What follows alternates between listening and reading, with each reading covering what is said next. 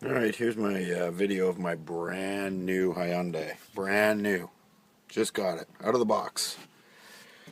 So I don't know if you can tell here, but this is all wet from the oil because the dipstick wasn't put in secured for shipping. Let's go up to the choke here. Here's your choke. I managed to get the panel off. Oh, let's have a look at the panel. I don't know if you can see that, but that's just screws through plastic.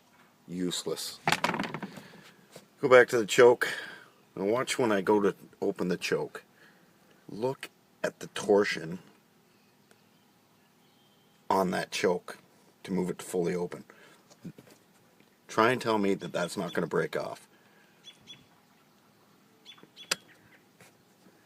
And here's my main problem here. Look at that.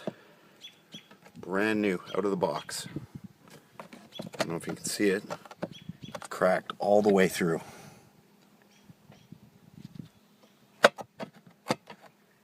Something tells me that's not quite right. Anyways, value for money? Well, that's what I thought I was getting. Thought Hyundai had a better name than this, but never again. And now I'm stuck with running around and trying to get it fixed before I go camping.